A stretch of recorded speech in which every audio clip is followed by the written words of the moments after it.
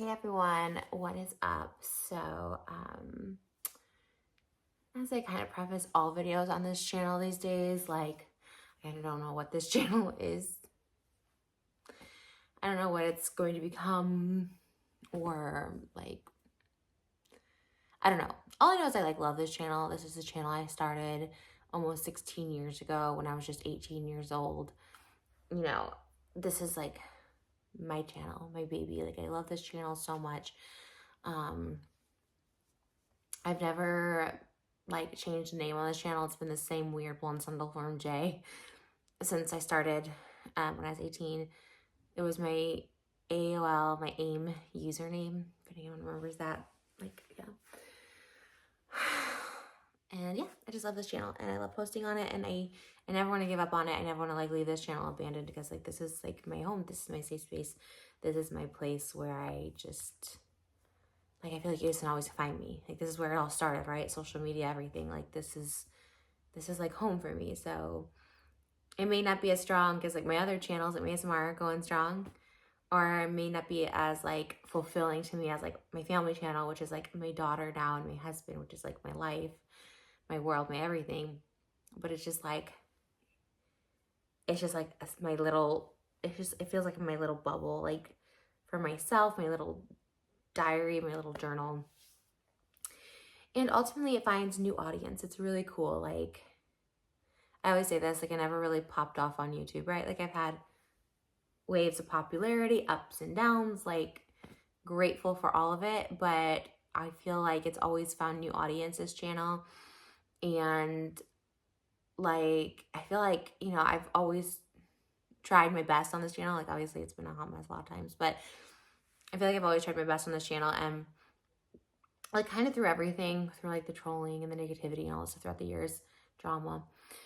I do feel like I've always tried to have positive messages in there somewhere, you know what I mean? I feel like I really gained momentum on this channel, at the beginning with body positivity. I remember I did a video about Abercrombie and Fitch and them not being inclusive. I did a lot of real videos about why I hated being fat, and all these videos that I feel resonated with people. And I probably should have just kept going on that path of being positive and just being real and vulnerable, but I was scared, and I just went the trolling route and the attention seeking route, the drama route, partly because probably I did love drama as at some point in my life. It seemed to fulfill something in me, which is weird. It wasn't really fulfilling. Spoiler alert. I thought it was something that I liked. The trolling got me views, got me money, which I thought was also an important thing in my life, which it's not everything. Yeah, I probably should just stay more authentic to myself throughout the years, because I feel like it works. But and it's easy, because what's easier than being yourself? Well, you know what? Not being yourself is pretty easy actually too, as I've shown online, just being a complete troll version of me. Anyways, I digress. That's not the point of this video, and it's not the the point is sometimes I want to go back to that of just being real. And right now, this kind of feels like a weird time to talk about this, because I am trying to still move past from my past. And what I'm talking about today is very recent, 2019 and some into early 2020.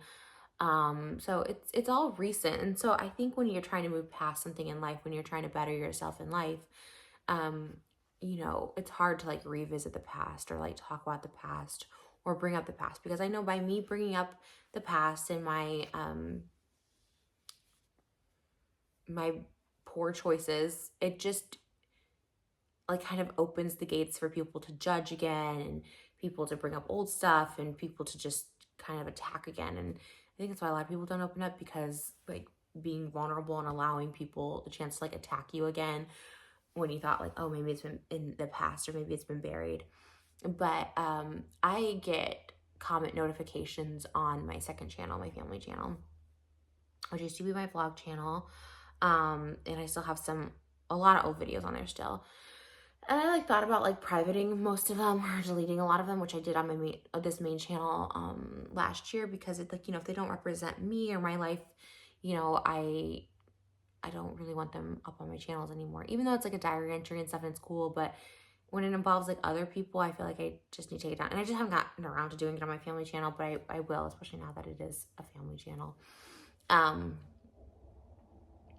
But I was seeing some comments just on past vlogs from, again, years ago that just kind of, and then I was reading some of the comments because, you know, then it shows top comments from 3 years ago, and it's just like, whoa, it's like the amount of like harsh judgment is insane.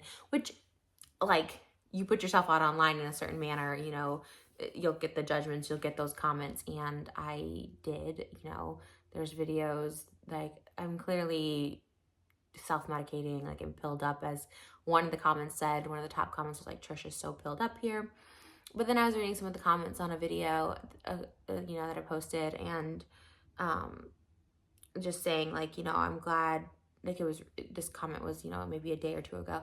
I was like, you know, I'm glad Trisha like got out of like this lifestyle because, like, you know, X, Y, and Z could have happened. And I guess it kind of made me like emotional, and it's still kind of making me like emotional. It's like something I really can't shake.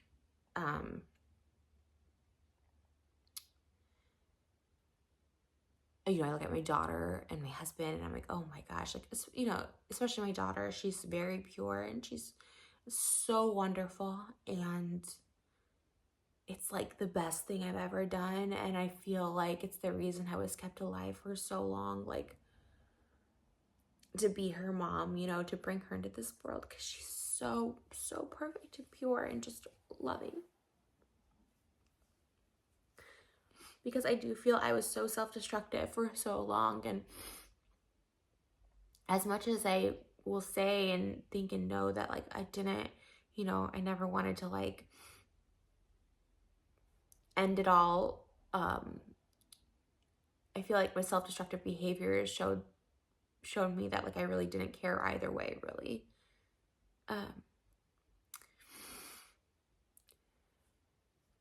And I guess I should do my little trigger warning here that this video is talking about drugs. This video is talking about mental illness. It's going to talk about God. I know a lot of people don't like that either. So my story, or my testimony, if you will involve all of the above.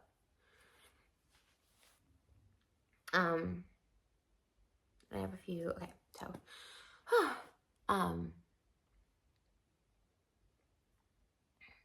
you know, I was gonna like, I still need to talk about this, but it's like kind of a weird thing to say like my husband saved me, right? And the reason I think of this is because my dad, I often talk a lot with my dad, who my dad has seen me through the worst. And we didn't talk for a long time because of my poor decisions throughout my entire, from 18 to like 26 or something.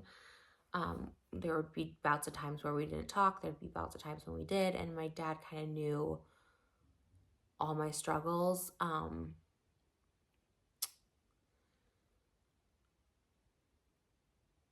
you know, we were talking the other day, and he's just like, you know, we thank God every day for Moses, for you, because, you know, I was going down a really dark path, and like, I made poor choices. I'd say early on, like 18, 19, 20, I made some poor choices, but my worst year and my most terrible choices was 2019, which isn't too long ago. 2019, I'm 31, you know, it's like, okay, you're in your 30s, like, what are you doing? But again, addiction and self-destruction and mental illness, it knows no age, it does not care. And I just want to take y'all through a little of that so I can kind of give testimony, because I promise this has like a happy ending, and it's kind of how I was able to finally save myself. Because my dad was saying, like, we're so grateful for Moses, like, he really saved you, like, we pray to God for you all the time. Because I was, again, my dad has seen me in and out of hospitals, and he like, he showed up a few times taking himself, like, in some really dark situations. And he found me in like my urine and feces in my apartment in Hollywood when I was like 19, and we weren't talking at the time. And I don't know, like, again, miracle grace of God. I don't know if it was my neighbor Superman who called him, rest in peace to him, Christopher Dennis, or I don't know what it was, but he would save me so many times from. And then I got clean. And the thing, so he's like, yeah, we thank God for sending Moses. Thank God for sending Moses to save you. And like, he did. And my daughter saved me. But like, ultimately, this is like a story of like how I ended up saving myself. And I'll explain that in a second, because I always would say, oh, you know, my husband saved me, my daughter saved me. But like, at the end of the day, like, you have to save yourself. And that's kind of where I'm going to go with this, because I never thought that I could. So the other thing is like addiction, right? I've talked about struggling with the misuse of prescription medication and just other drugs and stuff. And it's so funny, but not funny, I guess ironic. I would open up, and so many times people would be like, oh, well, she's lying about this. This is not what an addict looks like. This is not what withdrawal looks like. But then I look back at these comments on these videos, and it's like, oh, she's obviously so pilled up. Look at her mouth, look at her lips, look at the way she's, you know, her jaw, like all this stuff. So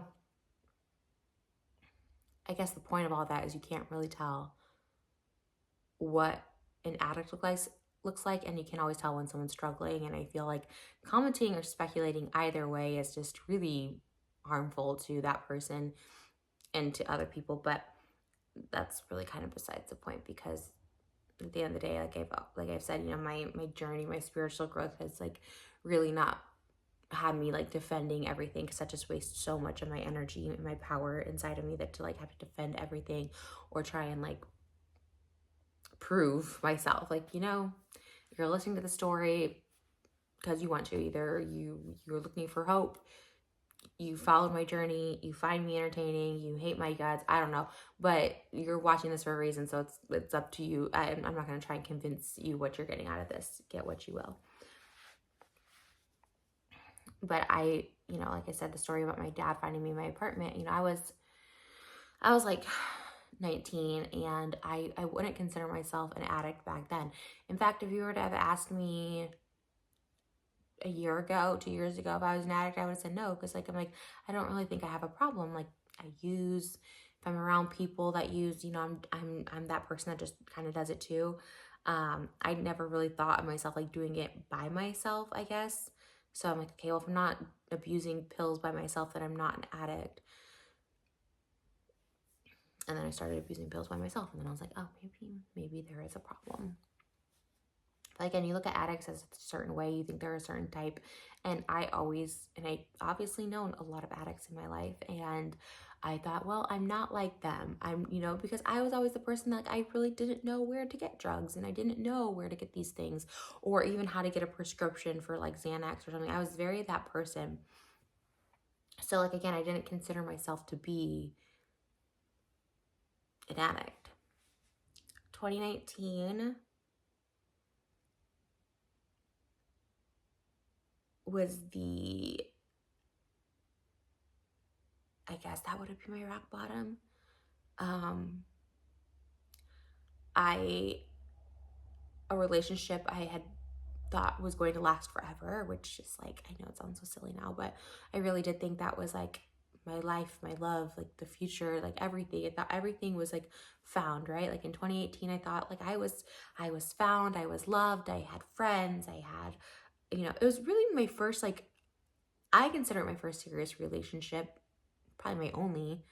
But then, you know, now looking back, I'm like, I don't even know if but that was the first relationship where I felt some sort of love back and included, and I wasn't like hidden, you know. I was hidden in so many relationships when I was like, you know, 18 to like 20, and then 22 to 24. And I think that's why I always would like talk about when they would end. I would be so tumultuous and just throw out information and name names and stuff, because I think like I was obviously hurt. I was obviously young, obviously untreated mental illness, but also like I really wanted people to know that I've associated with. I've been in, you know, I've had relations with guys that were like famous or whatever, because I thought that was like the important thing, right? Is to have a rich famous guy in LA, and I wanted people to know about it because I was always hidden or kept a secret, or it just wasn't a real relationship, or I was let on, whatever the case is.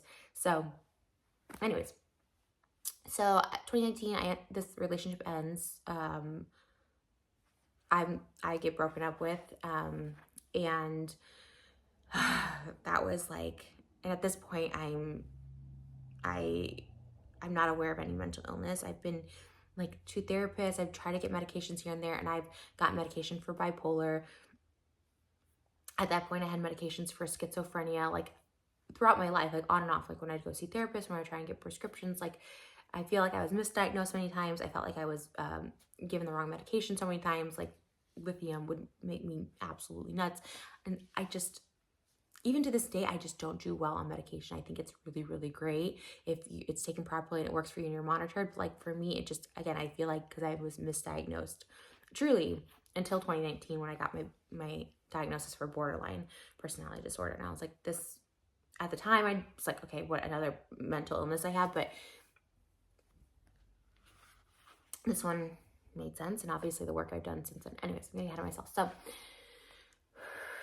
So I had an untreated mental illness. Get broken up with. I remember all these dates so clearly, right? Beginning of February, and I spiraled. I think I ended up in a mental hospital because the way you end up in a mental hospital in California is if you're a danger to yourself and others, and they can't just really take you away with like no evidence or proof that you're a danger to yourself or others. Obviously, there was evidence. That night was so blurry. Sorry. Well, I'm not crying. I'm just burping a little bit. Sorry. That night is blurry. I think a lot of my stories are blurry because I don't have recollections of it.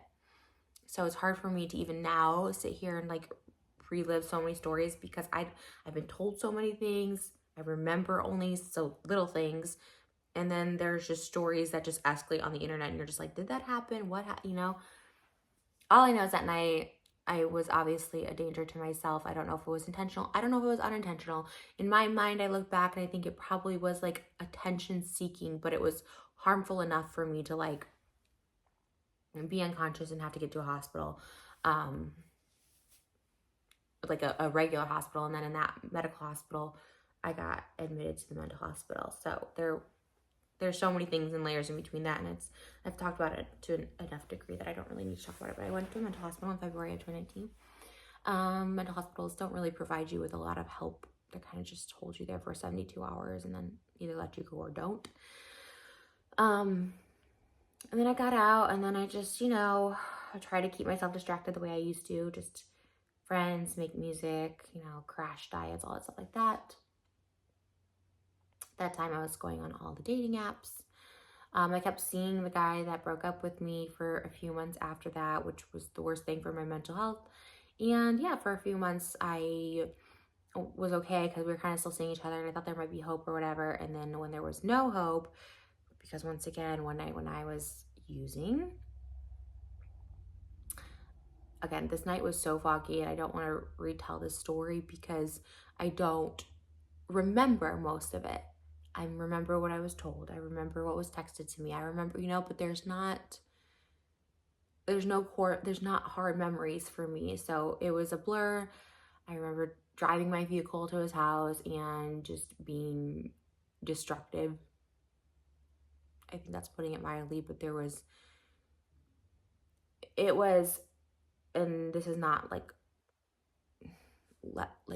using this term loosely, but there was psychotic behavior, like actual psychotic behavior leading to another psychotic breakdown, which led me to another mental hospital, which then when I got out, I just had to see a therapist. And I remember that the end of weeks of April, beginning weeks of May 2019, which was like my birthday, there were so many videos attacking me. And they weren't all for the same thing. It was really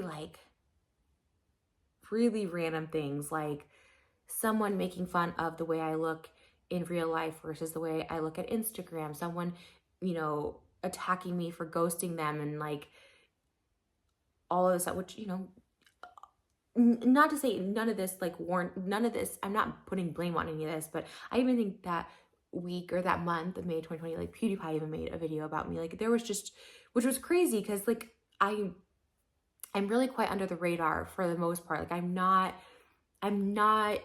a big creator, you know, and I never was.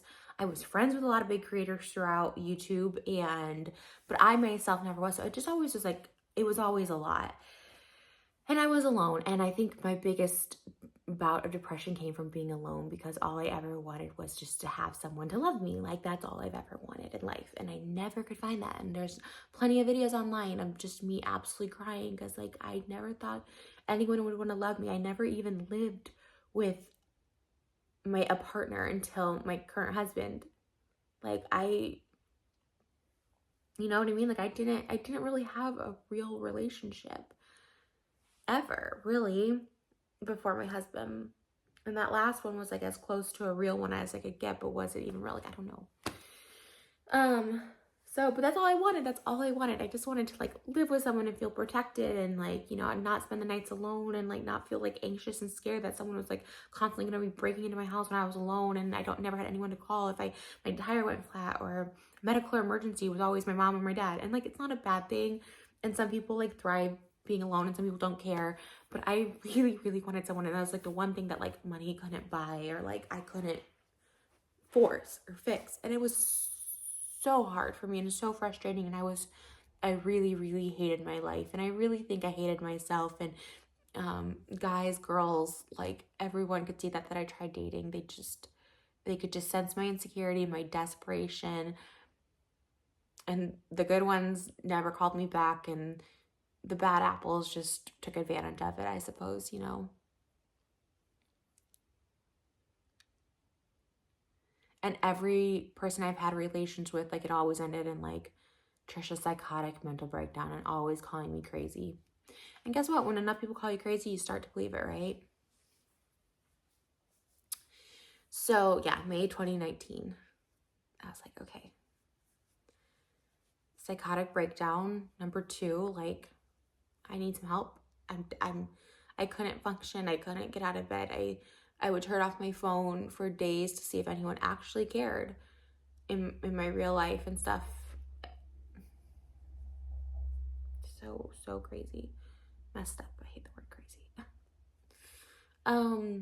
So I went to a therapist. I went to a really great therapist. And I wish I could say his name because he's so good. I've recommended him to people because he was like the one therapist that like helped me so much. Maybe he doesn't even know it because I only went to him for maybe a few months, but helped me so much in those few months. And I remember the first day, I think it was May 10th, like 2019. I remember the first day I went and he was like, you know, there's like 4 things right away you can do. This is even before like diagnosing me, knowing my borderline, all of that stuff like that. You know, get rest, get lots of sleep, do some physical activity, and socialize, like see people. And what was it? Oh, eat well. Try to eat better. I ate really bad. I ordered food like takeout all the time, like fast food. Literally, I have like fast food probably twice a day. It was crazy. And when you're young, you gotta do that. But like, you know, it changed my eating a little then, but all of that helped, right? Getting more sleep helped. And then I like forced myself to like see friends and like go out, and it did help. And obviously just over time, like, you know, I'm like, how do I just like not call him? Because I would like call my ex 100 times a day, or like, you know, or I would just try and hook up with people multiple times. Like I was like, how do I stop doing this behavior? And he would like kind of give me tools, or like he'll say like, don't read comments, but it's like I would constantly read like hate forums on myself and just like all this stuff like that. Like it's that guru gospel back in the day. And it just was like so weird. Like I couldn't stop myself, which is also part of like borderline, right? Like can't control your emotions and can't control yourself basically. And I promise there's a point to this. There's like, and we'll just get to it quick because I'm not going to go through all this, but like there's a point and there's a way. So you know, then it starts to look up, right? In the summer, I'm like, I'm going to take this tour. I get a manager that gets me like a podcast deal. Like, I'm going to go on tour. Like, everything starts looking up. Tour is great. But guess what? Once tour is over, like, you know, when I come back during the week, I'm sad. I'm lonely. Like, I'm depressed. I don't have anyone to share it with. I come home. I spend a great weekend with all my dancers and like, you know, tech crew and everything. And then I come home, I'm all alone and I'm like miserable all over again. I'm going on the apps. I'm calling people like flings that I've been with before. I reunite with, this is the year that like I reunite with a toxic I wouldn't say toxic person, just a person that I had a toxic relationship with, in the sense that we were users together. Like, and I say that now as just like a fact. Like, it's just, I, that's just it. That's just what I was. And I never wanted to ever like say that, because I'm just like, okay, I don't look the part. It doesn't seem like I am. I was like functioning, all this stuff like that. But it was bad. And, you know, we, like in the fall of 2019, kind of like started using again or whatever. I was getting skinnier and I was like, okay, people are saying I look good, you know, all stuff like that. I was making content on YouTube again. That was like, I don't know, drama, I guess, like trying, I don't know, just trying to get attention of like other YouTubers to have drama with. Why? Because I was using.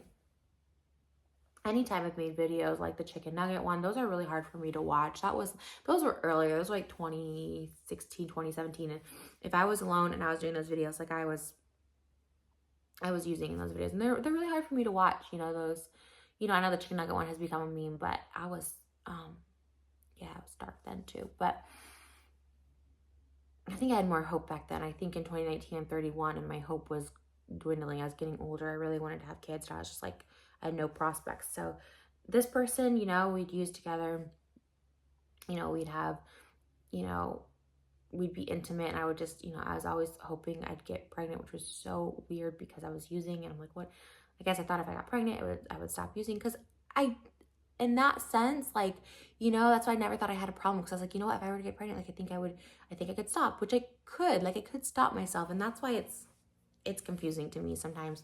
But at the same time, like, I abused pills and stuff, and do you know what I'm saying? So, but look, I didn't get pregnant. I couldn't help myself. I couldn't stop myself from doing these things. You know, I would use drugs in preparation, thinking I was gonna see that person, or, you know, try and get drugs to like impress that person, like, oh, I got him this time, all while hoping to get pregnant, and like, you know, just looking for something to fulfill my life. Like, I've always wanted to get pregnant because I was like looking for someone to like love me. And you know what? I never got pregnant. And I was like, okay. FYI, I'm gonna cut right here. Like, don't get pregnant for someone to love you, because I truly don't think if I wouldn't have saved myself before getting pregnant, like if I wouldn't have loved myself before getting pregnant, like it would have been disastrous for my daughter, for my husband, all that. But we'll skip to the skip part really soon, I promise. I just keep burping, so if you guys like, I'm just trying not to like stop this because I don't want to like edit. But I edit much, but like, you know, splice it together. Just want to hit upload. That kind of fizzled out.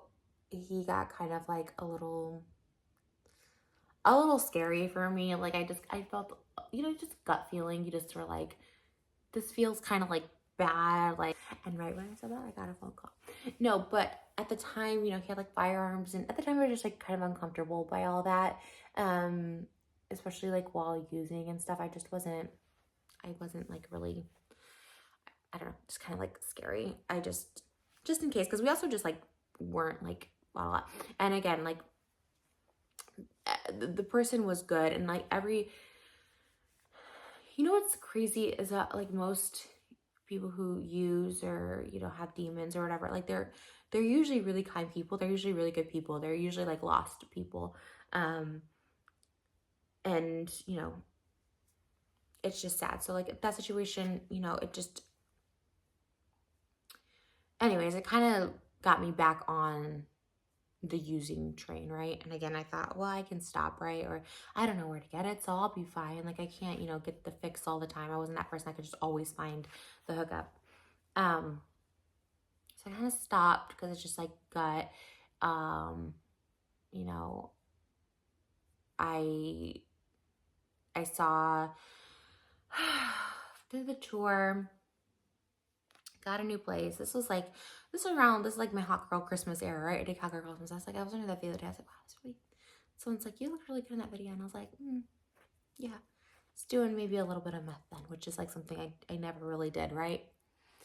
Um, and so it took me to like finally stop with the person that I had like the bad gut feeling of, and it wasn't like a relationship, although like in my head, of course, I probably thought it was a relationship or something.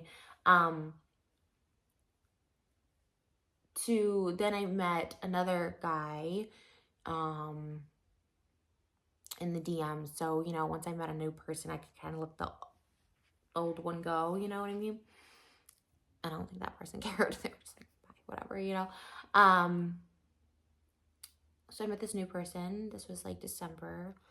I think it was like the day after Christmas.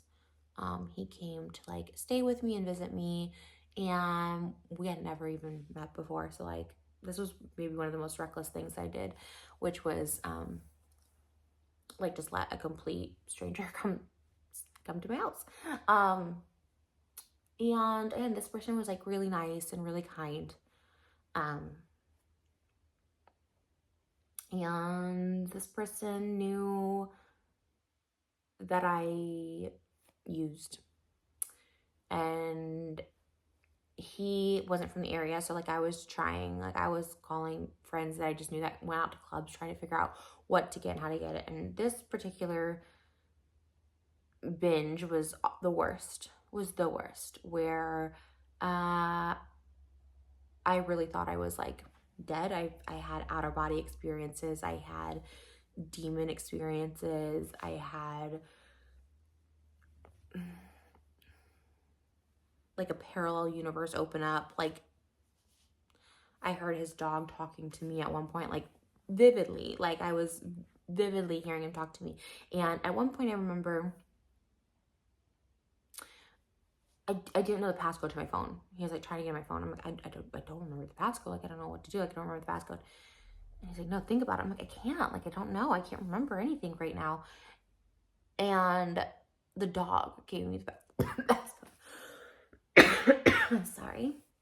The dog gave me the passcode. And even though we were both using and we were both high, literally morning to night, did not leave my house from like December 26th of 2019 to like maybe like January 6th of 2020. I don't know. Something around those lines. I was supposed to go to Vegas in Colorado with my mom and sister. I was actually supposed to go to a New Year's Eve party that New Year's Eve, which is why I wanted him to come out in the first place, because I didn't want to be alone on New Year's Eve.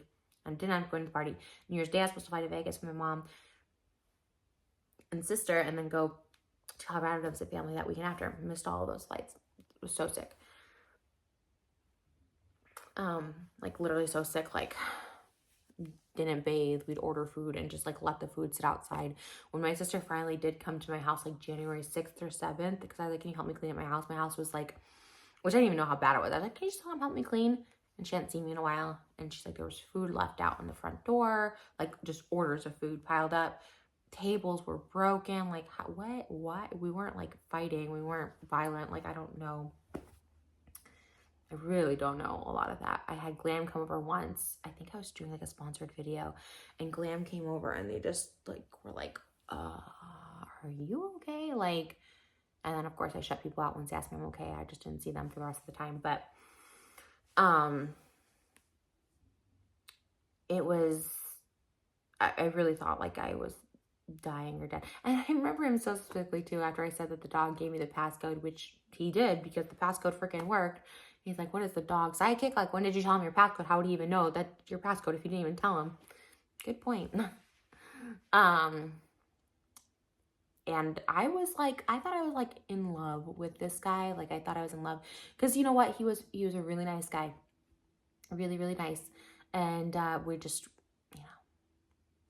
using together, and that's just not a healthy relationship. And I speak on all this with like the utmost like empathy and towards anybody who's ever used or abused or was addicted. I feel like I can speak on this and my experience because, like, I just know, I know that nobody wants to be that person. And I also come from a place of like so much humility and so much like gratefulness, that I can even speak on this because I'm like, still here. I used to have speakers come to our school when we were little. And like, everyone always made fun of like the school, like the motivational speaker or whatever that came to our school. Like nobody wanted to be there. But I always like, I don't know, their stories always impacted me. And not everyone made fun of, but like the cool kids would like make fun of like motivational speakers, like, and sometimes their stories were really sad and people were like, okay. And then sometimes, I don't know, kids are just, maybe my generation is weird. I don't know.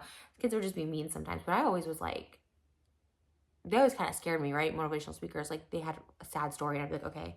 Most of it was like drunk driving and not that they were making fun of people's stories about drunk driving, but like, those really impacted me. I just always was like, oh, like never will I do that because like it was brutal. Like they would like, and then there was like troops that would come and like act out like scenes like that, like people dying and drunk driving and like, so I thought if it like could impact like me, I was like, you know what, like this is my motivational speaker platform. So, and that's why I'm sharing this because I swear there's like a silver lining. This has been so long. So let's get to the silver lining so I thought I was in love with this person. I was like so in love. And even when he went back home, we like talked every single day, hours on the phone every day, every night. And that was it. That was like the beginning of my 2020. And yeah, I was like, I really want you to move out here with me. His lease was ending. I don't know. We had a really great time for 2 weeks, right? In my head. So I was like, please move out with me. I was like, oh, I was desperate. And I was definitely more, I guess, obsessed with this person.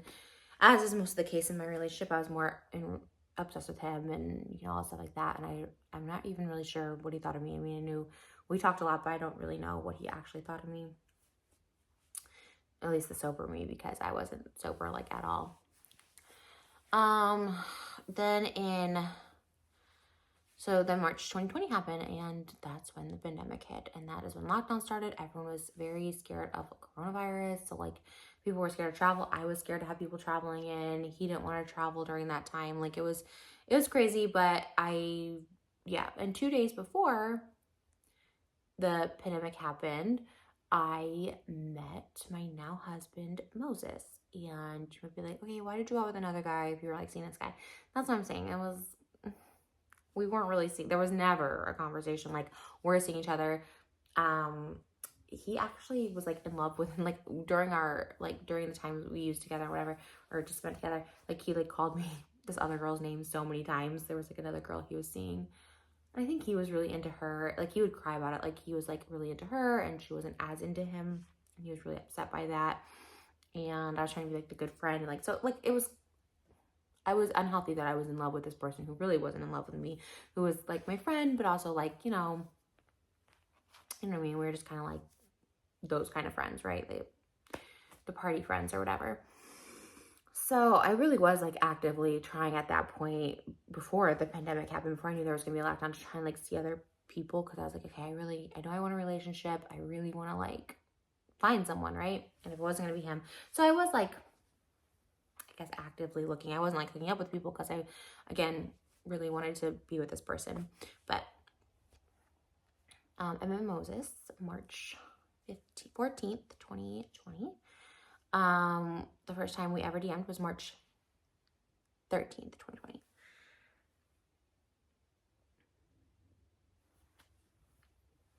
And I met him, and yeah, it wasn't love at first sight. It wasn't a fairy tale romance. For everyone who knows, I'm not gonna like get into all of ours, but it was a very rough beginning for us. And like largely because of me. I know a lot of people are like, it's 50-50, like don't take all the blame yourself. But I was really using and abusing prescription drugs, anxiety medication, sleep medication, all that stuff like that. So and then summer 2020, I started doing like a lot more harder drugs. Things beginning with a K and all this other stuff like that. And there was actually people I met through this like thing I was doing, like a work thing I was doing, and they introduced me to the K drug. I don't think I can say it, but you know, it's like amphetamines, but with a K. That was so scary for me because I also thought I was dead in this night in July. It was the beginning of July, I think. Or was it June? I have to go back and look. I think like the morning after, I remember I'm eating like a pie with like Fruit Loops, and it was like a cheesecake Fruit Loop pie. I can't remember what day that was. So anyways, something July or June. And Moses wasn't actually talking to me because we didn't obviously start dating right away. It wasn't like, okay, we're boyfriend, girlfriend. No, very quite the opposite. I think I was good for like the first week, and then he kind of saw maybe what he would consider a flaw since he wasn't a drug user. He started seeing that behavior and like maybe didn't like that behavior. And so again, he had his own flaws at the time, but I was using and stuff, and I just like, I didn't know anything, and I was mean when I used. I was all of that. So anyways, we hadn't talked for a while, like a few weeks. And again, by the grace of God, it's like the day my dad came to my apartment building and like took me to a hospital after I clearly, abused too many pills. Sorry, the one where my dad came, that wasn't pills, that was someone injecting me. It was crazy. It was really sad.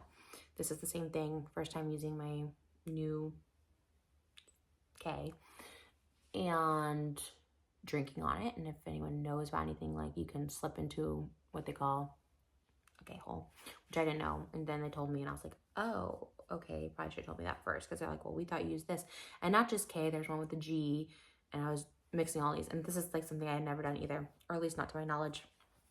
And again, by the grace of God, Moses answered his phone, and he was really hesitant to come pick me up because we weren't really close friends, and I was really awful to him as just even like a friend level, yes, like friends with like benefits or something, but like I said some vile, nasty stuff to him. And I just want to get to the good part of all this because it's like so dark to like talk about. But he like came and picked me up, and it was from the W Hotel in Hollywood, and he picked me up, and he just stayed with me for the night. We didn't do anything, obviously, because I was messed up. Anytime I was messed up, he was just very turned off by it and just not about it. And stayed with me, but then like again, we kind of stayed kind of as friends for like a couple weeks, and then something else tumultuous happened, and then didn't talk for like all of July basically. And then again, we just ended up, he came back into my life, and I was really low there. I had this one I had 24-hour security because I had actual people coming to the house. I had started like a new career, a different thing online that was attracting a different kind of audience, and then like people were showing up to my house, and then of course I was having like hallucinations and all of that. And but for some reason he like came back around as my friend, and I was like kind of telling him everything, and I basically just needed like help. And I was like, I'm at a rock bottom. I am at a rock bottom. Like I'm not in control of anything. My body, I'm not in control of what I'm putting in it. I'm losing. And, he stuck by me through so much. That when we did become boyfriend, girlfriend, like officially, and like commitment and stuff like that, and he was staying now with me every single night, and it became more serious, I was like, why are you still here? He had seen me through, again, I'm speaking on my behalf, I was super toxic. Like I would talk to him about this other guy that I was in love with, and that like just crazy. I was trying to make him feel bad all the time, and then I would try and make him feel guilty, and it was really, again, I hate talking about this because it was really awful. And that's when I realized like my mental illness like has to get under control again, because I had stopped obviously going to therapy because of COVID and stuff, and I was like, let me just start again with Zoom and try and like get a grip on myself. And he was very, I don't know, he was very like patient with me and like kind with me, even again before we were dating, just like as a friend. And it was different because before it was toxic kind of on both sides. And I don't know what was the change. I've asked him a couple times like what was the change, and he's just like, I don't know. He's like, I would try not to like think about you, or because I just didn't want to be involved in that lifestyle. But he's like, I just kept thinking about you and I kept missing you, and something just like called me to be back. So I think he started coming to therapy with me after a couple months, and I was able to be like really honest about like things that I didn't like about him, or like the way we would communicate or something like that, right? And I think through that, we were able to be really open. So not only were we going to therapy together to like work on both of us, but he was also attending therapy with me part-time to understand me and why I would have blowouts and blackouts and manic episodes and what to do in those situations. Because I truly feel like if you're going to be in a relationship with someone who has like a mental illness or a personality disorder, like you have to really understand it. Not everybody will, not everyone will take that time, and that like sucks, right? That sucks, but he had to understand it, and then I had to understand it at the same time because I didn't really understand it either. And with borderline, there's no medication. So then I had to actively go into treatment, which was DBT. And I started DBT classes, and I really didn't do like a full year of them until last year I went back into them. So I've, I've done the work. I've done repeated work on it. And then, you always like think, oh, okay, I'm doing better. I don't need it anymore. But it was really inside of the DBT. And, I was doing really good, pretty proud of myself. And Moses like loved me through so much. And then of course I had other things that would come up. Like I still couldn't stay away from drama. I was still like chasing the views and chasing the money and chasing attention and all that stuff like that, which wasn't good for me, like my mental health or just me as a person, because like, I had a lot of mental instability, and also like it just like wasn't good. It wasn't good for my anxiety. I wouldn't be able to sleep at night. I would think, I don't know, I started hearing voices, and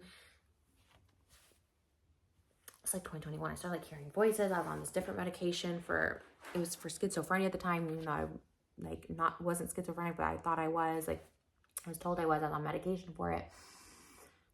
It was bad. And so like once again, the medication was bad, but there was plenty of opportunity for Moses to like bounce, right? We were engaged, yeah, but like he was getting so much hate for even being associated with me, for supporting me, but he never left me. And at this point in 2021, like I wasn't toxic towards him anymore. I was really just being toxic towards myself and just, other people, I guess, like online still. And I was like, no, like, and he stood by me, and he stood by me even when people try to attack him to get to me. Like it was crazy. Like I don't know if I would have or could have at the time if it was like on the other way, because he's just not used to any of this. Like he's in my videos now a lot more, but he was never an online personality, never into social media, like pretty private. And even with his work now, he's still very private. He doesn't really like talk a lot about it, but he stuck by me and like loved me through. Like I think my last manic episode where I like kind of blacked out was like September, October of 2021. And I was doing pretty good for a few months, and then that happened. And then I, did another like lash out in December of 2021, and I wasn't manic and I wasn't blacked out for that one. Like I was just really like upset, and I didn't think I could like control my emotions. But through like all that, where especially the one like in October, September 2021, I was like hysterical, like crying and stuff, like to the point where I made myself like pass out, and it was all scary. Like it was terrifying. I went to the hospital and all stuff. Um, and he just like stood by me through so much. And I was like, okay, if someone can love me like this much, like if someone loves me this much to like endure all this, like why can't I love myself enough to like change and love myself enough to like try to work on controlling my emotions and all of this stuff. So I was like, no, I need to take it seriously. So I went back into DBT, and on top of that, I started like a spiritual journey, which changed my life. I've always believed in God, but I don't know if I really fully like knew what God was and how powerful he was and how powerful we are because we're created in his image. But I had to like study all these different religions and practices to really kind of understand that they're all kind of saying the same thing. They all kind of believe in this like higher power, universe, source, God, Krishna, you know, there's like there's a higher power. And I had to learn about universal laws and the power within us and like all of that. Meditation, the benefits of having a clear mind, which is like the spirituality was so perfect to go with the DBT hand in hand, especially like Buddhism and anything with meditation, because clear mind, like wise mind in DBT, is all about having clear thoughts, blank space in your head. Like you are not your thoughts, good thoughts, bad thoughts. Your thoughts do not control you. All thoughts are just, they're all passive. Let them pass. Like just to have a clear head. Like there's so many benefits in just like clearing your thoughts. That's why I do meditate every morning to this day. And if I go like a few days without meditating, it really like I start to feel a little bit more okay. I can feel myself being a little not able to handle things as well, a little bit, and then I go right back to it. So I had to study. I think I started with like The Secret, and then The Secret went to like Buddhism and just all these other, you know, Hare Krishna. I started like really doing the mantras and the chants of the Hare Krishna and delving into Hinduism and what that means. You know, why, you know, I tried veganism because like, why are you vegan? Why does that help you with your spirituality? Like all of that. And I'm not perfect at any of this by any means, but I really did delve into that. And it really helped me to like connect to God, source, again, whatever I'm going to call it for the purpose of this video, God, but to connect with God and to know that I am created in God and that I am created with power and energy. And I was giving my energy away to so many people and so many things. And I was losing all the power because I was giving away so much energy. Hence why, again, I don't like to engage in things that don't benefit me or things that are negative, because that's universal law of attraction, right? And I'm like living proof of that, right? When I was negative, when I was drama, when I was all that, like, of course I attracted that back. Of course, because that's like universal law 101 is like, you get what you give, right? Like whatever you put out, you get back. And I have seen that so many times in my life. I've been on the receiving end of receiving like karma or however you want to see that. But yeah, and you can change your whole vibration. You can change your whole frequency. You can change it today, you know, it's just like learning all of that stuff. So it took time, but it was pretty quick, you know, in like 3 months, I felt very enlightened and it was amazing. And I really did have to like start learning what my therapist had told me in 2019 or start practicing, which is like not reading comments and stuff, which is hard because like comments are really nice. But even to this day, like as soon as I start feeling like a little bit of, okay, listening to my body, listening to how I feel, if I feel a little bit negative, I'm going to just stop, you know, and that's kind of, it got really dark in here. Sorry. I've been talking for way too long, but you know, you have to, if something doesn't feel good, then it's probably not good. If it feels good, then it's good. You're on the right path. So like as soon as I started not feeling good about reading comments, then I stopped, got moderators, did all this stuff. And then I realized, like, you know, I just need to change. First, I was changing for Moses because I was like, I need to be better for him. I need to start changing so he doesn't get attacked. I want to protect him, you know? And ultimately, like, keep us together, because this is someone who has like protected me, stood by me, loved me, cared for me, and this is all I ever wanted. And I was like gonna like ruin it. Like I felt like I was gonna ruin it if I kept going down this destructive path of constantly testing him and constantly doing this, or even just being destructive online and making him look bad by association. People didn't like him because he was associated with me. And I was like, no, this has to change. So I was trying to change for him, which ultimately led change for myself. When I started this spiritual journey, it was like a last ditch effort. It was a Hail Mary. I was like, something, just show me, like, what am I doing wrong? Like, what do I need to do? And the minute I could really do my meditation, right? Abraham Hicks has a really good book on this. The minute I could just really clear my thoughts, like don't have any thoughts, which is like so hard for me because I'm constantly making notes. It came in within me. Like the answers came within me. I cleared my thoughts and it just came. What came, like how to control my emotions, how all of that. And that's with breathing. And so controlling your emotions, when I would start to get heated or I felt like I need to make a video, I need to do this, I need to do that, breathe, take a minute. That's something my husband always says to me, take a minute, or he used to always say to me, now I can say it to myself, breathe, take a minute, because everything I've ever made, videos, backlash, it's always because like I can't just like take a minute. I gotta like react. So I became enlightened and it was beautiful, and I started truly like loving myself and finding peace within myself and making peace within myself. And I don't know, maybe 3 months after my spiritual journey began, and when I felt pretty grounded, like I was blessed with my daughter. I was blessed with a pregnancy, my first pregnancy, full term. And it was a miracle. I could not believe it, because we were trying for, a year and a half. I tried in other relationships. I even tried not in relationships. I couldn't get pregnant. I had chlamydia that I was untreated for a very long time, twice. Blocked up my tubes, had the HSG test, like unblocked them, just could not get pregnant. So we were like gonna travel the world all of 2022 and then, try IVF when we got back. But I got pregnant. It was a month after we got married. And I really do believe that I had to heal myself and love myself before I could ever love another human being. Now, if you are pregnant or you have a child and you haven't gotten to like this level where you like love yourself or found peace within yourself, like I do think that healing can still come to you. But I'm just saying, for me personally, God knew that I had to like love myself and figure out myself before having her. And then I was blessed with this, like, it was like after my spiritual journey and my enlightenment, all of a sudden I got the greatest gift of all, the gift from God. Literally, my baby just came from the universe, from source, from God.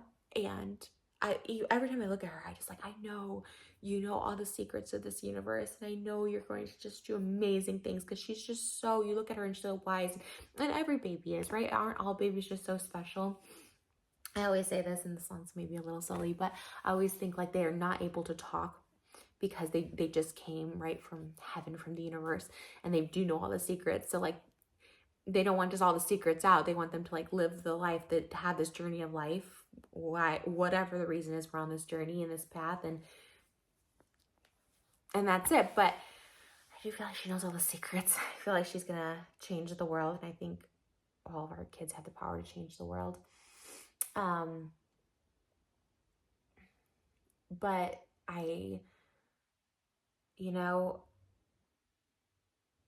loving yourself is tough. It can be really, really hard, even if you think you don't deserve love. But even that, if you think you don't deserve love, that's the first thing you can do to change your mindset.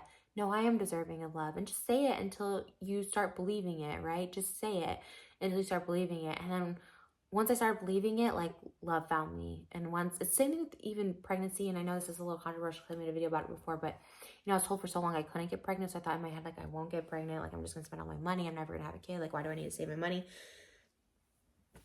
But the minute like my mindset changed, when I was going through this like spiritual journey and stuff, and I could like see the family, and I was like thankful for my family and stuff that I didn't even have yet, like it all changed like so quickly. And sometimes it doesn't always change quickly either. Like meditation, manifesting, all that stuff like that, You know, sometimes it takes time. It doesn't happen instantly, but mine happened pretty darn quick. I was like, wow, okay, I think this is something, right? So how I saved myself, well, they say, you know, people can't heal you, but my husband, you know, he saved me on multiple occasions, literally and metaphorically speaking. He showed up so many times to save me. But by him saving me, like, in return, I saved myself, right? Like, because I had to be better for me. I thought I was trying to be better for him, but I like surpassed that. I started like truly bettering myself, and it wasn't a facade. It wasn't temporary. It wasn't all, it was like, oh, now I'm better for me, and ultimately better for my daughter. And I'll tell you what, if that journey that I just explained, and then the spiritual enlightenment and all that, you know, if that was like a letter and I'm put it in an envelope and it's going to be like sealed forever, like my daughter like really just swooped in. She was like the ultimate savior right there, because that just like signed, sealed, delivered it. That like there's no going back to that old Trish. There's no going back, because I went through this process. I went through literal hell and back with all these demons. And my daughter came into this world, and there was no turning back for me. I saw light. I saw the literal light at the end of my tunnel in her. And I was like, this is the light. This is why I'm here. This is my purpose. And my purpose is to raise this person who's going to change the world. And I do think that, again, I think that with every child, I think they're all blessings and a gift. And I do think under the right guidance and the right encouragement, like they can all change the world. I feel like each generation has kind of healed the world a little bit. You know, we've come a long way since the 60s, a long way since the 1800s. You know, I do think there's change slowly but surely. And she's just a light. She's just the light at the end of my tunnel. And that just solidified for me, like there is no going back. And ultimately completed the healing cycle. It was like, okay, I love myself. Okay, like I can control myself, all this. But now it's just like I'm just changed completely. It's like all of a sudden I have control over my eating and how much I eat. I don't feel the need to like binge. I have control over my thoughts, but it's almost like second nature, where I'm not consciously thinking, how do I control these thoughts? How do I control my emotions? It just happens. Seeing my daughter every morning, meditation, gratitude, those are the three things that is like, sounds so simple, and love. But it can change. So when I got the 4 from my therapist in 2019, the eat better, sleep well, socialize, and socialize was exercise, physical activity. Yes. My 4 things for you right now is like love, meditation, gratitude. Was there a 4th one? I think I had a 4th one. Love, meditation, gratitude, your child. I don't know. That's the things I think you can change right now, is just at least, you know, your mindset. On that note, I just want to share some books that I'm like currently reading and rereading. I do a couple pages a day. The Power of Now. I've read this so many times. This is actually one of my husband's favorites. He got me this book. Power Now is a really great book. I'm rereading it. I just got this one from Joel Osteen, The Abundance Mindset. I love reading about abundance. I know Joel Osteen can be a little controversial, but I do like his words. He comes from more Christian based. This is more spiritual. This is more Christian based. The 4 Agreements is really great. I don't have that down here right now. These are my gratitude books. I do my gratitude every single morning. This is the newest Joel Osteen I have, is Your Greater is Coming. I have another Joel Osteen I've been reading a lot right now. You're Stronger Than You Are. I'm in my God era at the moment. No, but I've been a little bit on this route. And I have a lot of like books on Hinduism and stuff like that too. But Bhagavad Gita, I think that's the ones. Anyways, and then The Magic. This is really good. This is actually even better from The Secret. The Secret's a good introduction to like everything spiritual, but this is really good for gratitude. So those are the books I'm reading right now, but I have so many. and there's just, Joel Osteen has a lot of like inspiring stories that he compiles. That's why I like him. Power of Now is very spiritual. I guess most of these are, but I just like to read other people's thoughts just for like a few pages a day. I do like maybe 20 minutes of reading different pages. I do about 20 minutes of gratitude and 20 minutes of meditation. So that's my full hour in the morning. And it's pretty life-changing. So just, I don't know, those things have helped me. Again, different things work for different people. Obviously, talk to a therapist, seek help, ask for help. Ask for help from everyone. I asked for help from Moses. I asked for help from my therapist. I asked help from you guys so many times who gave me direction. I've had help many times. I've had hit rock bottom many times. And I think I'm at the point where I'm at this point of life. I've achieved this like level of like, there's no going back for me. And here's how I got to that level. I do believe when I've gone to programs in the past that like, you know, I have an addictive personality. Like I could have that addict in me the rest of my life, right? Same thing with mental illness. Do I think it just, oh, mental illness gone, mental illness cured? No, but there's no going back to those things. And how did I get to this level? And I hope this video kind of explained all that, because I never felt like I was in the position to talk about like, here's how I changed. And look, this is just a year into it. I started my spiritual journey in September. So I started going back to DBT and stuff. So this is a big work in progress from 2019, 2021 to now. This is like a full year of like really showing to myself like I have my emotions in control, and it's not like I have to think about it now. It's just, now it's instilled in me. Like I reset my mind to handle my emotions, to handle my eating, to handle all these things that were a problem in my past that I had actual issues with that I could not help, or I thought that I couldn't help. There's help. I thought there's no way I can change. It's just who I am. And that's why I was grateful that my husband went to therapy with me at the time, my fiance at the time, because I just thought, this is it. I can't change this mental illness that I have, that I'm born with, that I was, you know, that came over time through trauma or what have you. So I was like, good, now he can just handle my outburst, or we can understand triggers and how to like disengage. But now we don't even have to do that, because I have rewired my way of being through the help of therapists, psychologists, DBT classes, through the help of spirituality guide, through the help of love from you guys, from my husband, from my daughter. Like it's a group effort. So I don't know why scientists and theologists and religious people, like religious and science people, like argue. Like it all helped me, you know. Like DBT is exactly the same as like meditation, you know. Like Wise Mind is the exact same as like meditation. Like, you know, having your thoughts come from here, centering your breathing, focusing on your breathing. Like, so if you're like, no, you should go see a therapist, or no, you should pray on it, a lot of it's the same, in my opinion, in my humble opinion. I like it all. I soak it all in. I apply what clicks and resonates with me to my daily life, and it works. And I go for walks every day. So thank you to my therapist in 2019 about the physical activity. And I cook from home now. I cook a lot of my meals. I try to incorporate healthy food when I can. You know, I try to get out of the house, try to socialize, and I try to stay off of mean comments. Ultimately, listening to myself.